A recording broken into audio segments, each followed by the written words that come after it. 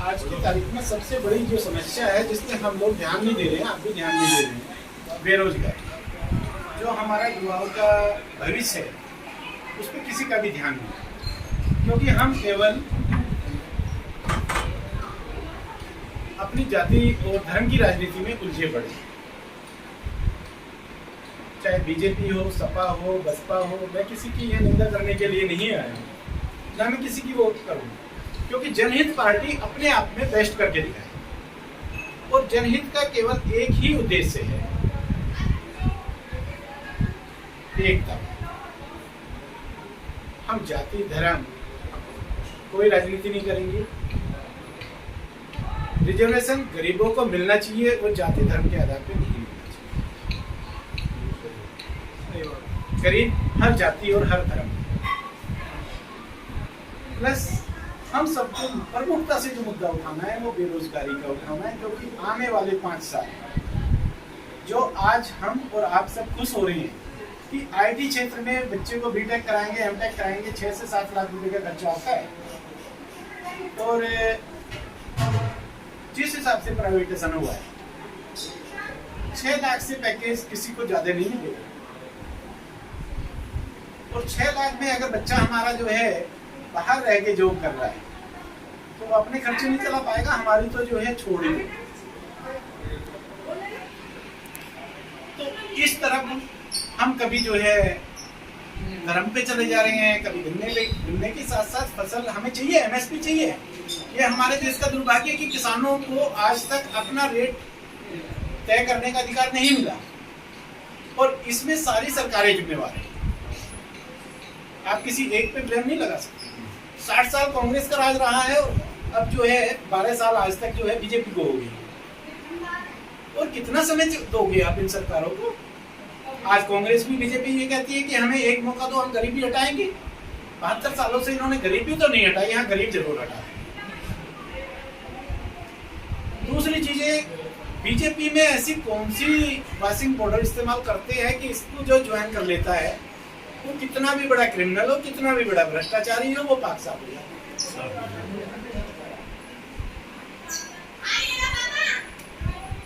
तो मुद्दे खुद उठाने होंगे, आप लोगों को खुद आगे बढ़ना होगा।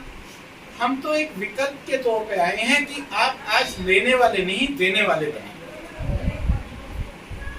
और बदलाव तब आएगा जब एक नया चेहरा आप लोगों के बीच से, यूथ जो नए चेहरे हैं, ये आप इनको मौका दो।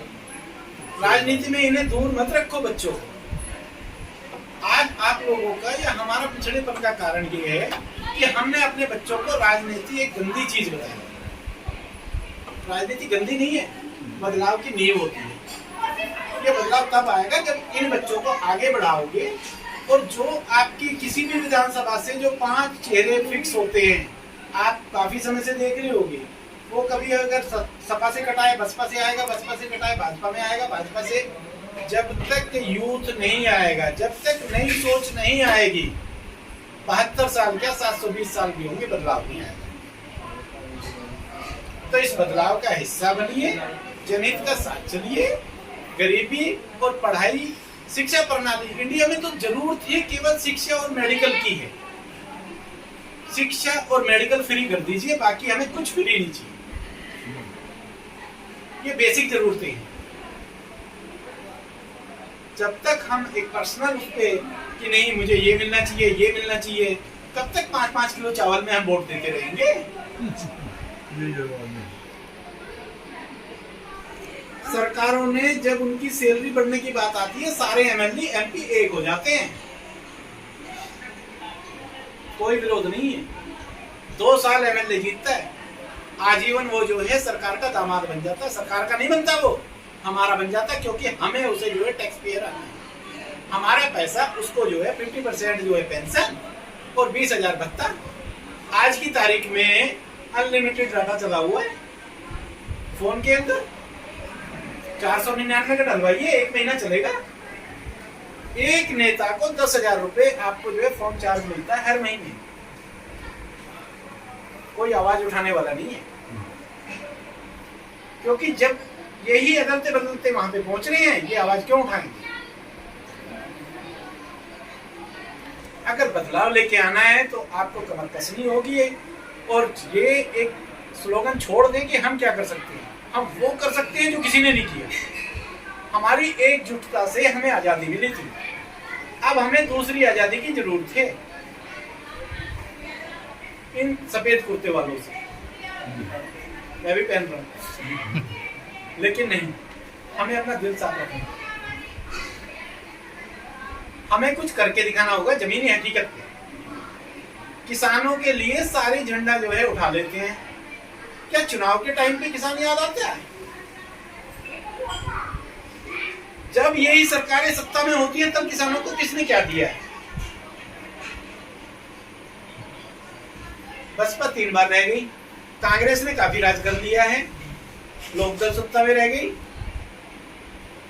सपा, भाजपा, और कितने मौके दे तुम्हें कि तुम जो है इसके अंदर बदलाव लेके आओ। और हम कहते, ये बड़े स्टेज पे खड़े होके कहते हैं कि किसान हमारा अन्नदाता है।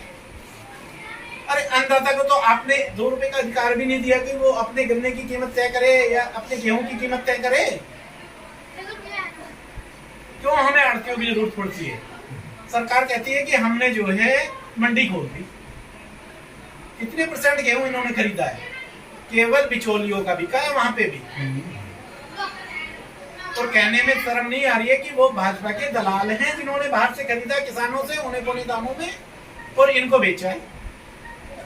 और जो सबसे बड़ी मेन चीज है सोसाइटी, सोसाइटी से आप खाद पानी लेते हैं। ये जो इन्होंने सरकारी खरीद चालू की है, इसका दूसरा पहलू ये है कि वो सबसे पहले जो है सोसाइटी को पैसा मांगना नहीं पड़ता है, वो पहले अपना पैसा काट लेते हैं। बहुत कम किसानों के 2 अकाउंट है, वरना सबका 1 है। उसने कहा कि मेरा तो इंटरेस्ट टाइम से आ रहा है।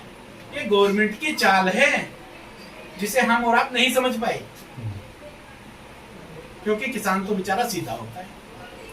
क्या आज आप पटवारी से एक रसीद लेने जाते हो, अपनी फरद लेने जाते हो, आप 61 ख बनवाते हो, 1000 से 2000 रुपए नहीं दे रहे हो? हाँ बिल्कुल ले लीजिए, छोड़ता ही नहीं होता। ये देखता है कि कल आइए परसों आइए। क्यों?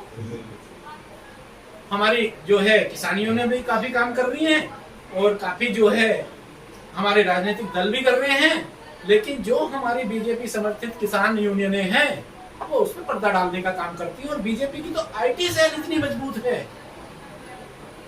कि वो भ्रामक प्रचार करती है। एक किसान भाई कह दे कि उसने जो है अपना 61 ख बिगर पैसे दिए बनवाए, किसी की भी सरकार रही है, कब भ्रष्टाचार खत्म होगा? कब तक हम आंखों पे पट्टी बांध के इनकी जो है गुणगान करते रहेंगे? अब समय आ गया है, आगे बढ़िए और अपने अधिकार खुद मांगे जाते हैं। कब तक झंडे उठाते रहेंगे? हर पार्टी का झंडा आप लोगों ने उठा के देख लिया होगा, कोई पार्टी दूध की दही हुई नहीं है। सब कहते हैं भ्रष्टाचार खत्म होगा। आज 2000 का नोट मार्केट से गायब हो गया है। योगी जी आए थे, बड़े उससे कह रहे थे कि 7 दिन में पेमेंट कराऊंगा। हाँ, उन्होंने कराई पेमेंट, मैं मना नहीं करूंगा, लेकिन मिल वालों की हुई, किसानों की नहीं हुई। मिल वालों की पैसा भी नहीं आया किसानों को, सब मिल वालों को आएगा भी नहीं, क्योंकि जो हमारी कुछ किसान यूनियन है, मैं सबको नहीं कह रहा हूँ, कुछ किसान यूनियन जो है सरकार की पैदा करी हुई यूनियन है, और वो उनकी बातों को करके जो है सिस्टम लागू कर देते हैं। 457 रुपए का डाई का यूरिया का उसका कट्टा 1200 का कर दिया, किसानों को 6000 रुपए दे रहे हैं मोदी जी, उसको वाह कर रहे हैं। अरे 6000 रुपए आप नहीं दे रहे हो, खैरात नहीं दे रहे हो, आप 6000 रुपए का सारे गुणगान करते हैं, सारी मीडिया गुणगान करती है। क्या कभी जो है इन MLA MP के लिए गुणगान किया कि तुम्हें 2 साल जीतने के बाद, केवल 2 साल, एक अपनी लाइफ में 2 साल जीत जाओ, इनको जो है पेंशन 50% मिलती है। सरकारी नौकरियों में पेंशन खत्म कर दी क्योंकि वहां किसान का बेटा जाता है। आवाज उठाई? नहीं उठाई, सब मौन थे। उसके बाद क्यों? जब चुनाव आते हैं ये हमें बांट के रखते हैं, जाति में, धर्म में, बिरादरी में, ये एक होना ही नहीं देना चाहते। और किसान तो इनका सबसे इजी टारगेट है। आप अगर किसी बनिया की दुकान पे डाई या यूरिया लेने जाते, जब आप लेके आते हो तो आप फाउंडेशन हो गए कि उसको फसल दोगे, लेकिन उन 6 महीने का या 4 महीने का वो जो है इंटरेस्ट जोड़ता है आप पे, कोई भी चेक कर लेना। लेकिन आपके पैसे वो 2 महीने में दे, 3 महीने में दे, नहीं बाबू जी चाहिए, बैठो देता हूं। क्या इनके खिलाफ किसी ने आवाज उठाई? किसान को बेसिक जरूरत है, उन पे ध्यान नहीं है। तो दूसरा मुद्दे ध्यान रखियो,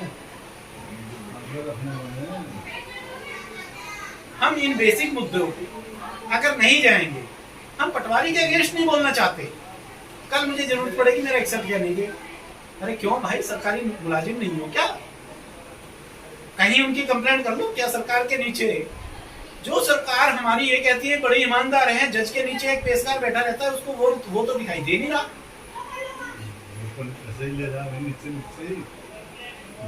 इतनी ईमानदार सरकारें हमारे यहाँ आई है देश में, तो ये भ्रष्टाचार ऐसे खत्म नहीं होगा। भ्रष्टाचार को उठाना होगा और इन सब मुद्दों को आप उठाओगे। जनहित पार्टी का साथ दीजिए, जनहित पार्टी मुद्दों पे आइए और ये वादा करते हैं कि हम अपने मुद्दों से भटकेंगे। हर पार्टी जो है अपने टिकट जो है ब्लैक में बेचती है, किसी एमएलए एमपी को जो है फ्री में टिकट नहीं देती है। जनहित पार्टी ये वादा करती है आप अच्छे चेहरे को लेके आइए, आप जो है उसे आगे लड़ाइए, हमें हार जीत से मतलब नहीं है। अपनी आवाज बनिए, हम बदलाव करने आए हैं और ये बदलाव की शुरुआत है।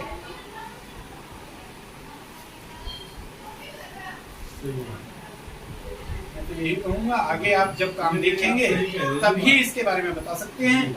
अभी तो मैं कुछ भी कहूंगा और पार्टी की तरह विडंबना ही नजर आएगा। तो हम तो काम करने में विश्वास, और हम एक दूसरी पार्टी की निंदा करने के लिए नहीं है ना, हम निंदा करेंगे, हमारा काम बोलेगा, जनहित का काम बोलेगा। मैं युवाओं से, आप लोगों से, बुजुर्गों से, सबसे अपील करता हूँ, जनहित का साथ दें, जनहित की आवाज बने।